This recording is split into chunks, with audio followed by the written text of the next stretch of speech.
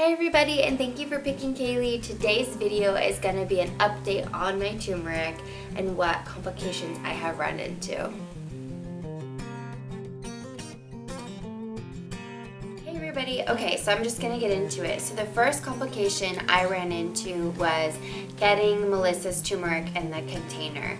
Basically, the gist of it is that it never rooted, it never propagated, and I got nothing from it within 3 weeks. So I kind of assumed that something was happening, maybe a non-growth hormone was sprayed on it, just like I said in the first video, and I kind of scrapped everything. I used it in my cooking and kept a few pieces just to show you in comparison to what I have bought previously about 2 weeks ago. So this is Melissa's turmeric. I was so excited about it, had all these buds, and then nothing came of it, and I was pretty sad.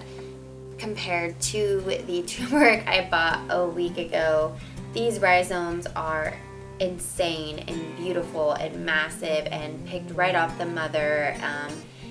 They're just so beautiful. So in comparison, you just can see the difference of the rhizomes. And I wanted to show that to you guys. Probably gonna scrap this and use it in cooking within the week. But I got these at Sprouts. They were just like the ginger. They were, put them in there, do them by weight, buy them by the pound. And now I recommend that. I'm very sorry that I gave you wrong information prior. And if you bought the Melissa's turmeric, it's still wonderful for cooking. It's wonderful for making powder and putting in shakes and doing whatever you wanted to use turmeric for, besides sprouting it. So that is my bad, my error. I'll take that on, and I'm very, very sorry that I told you guys that. Other than that, the second problem was that I would kind of forget about my turmeric. It was up on my fridge, and then the water level would dry out, and anything that I had growing, any root systems that I had growing, would completely shrivel up and die. And I was like, oh no! So just be very vigilant of the water level. Don't let it go down. Make sure the root systems are getting water and active, and yeah, just watch it. Watch your water levels. So I wanted to show you what has been happening. So this turmeric rhizome has a big root coming out of it here on this bud, and then there's 2 other buds starting to grow. So there's one right here, I hope you can see it, one right here. I'll do a more close-up of a top shot. This guy's going. So one day, these guys started sprouting within like 5 days.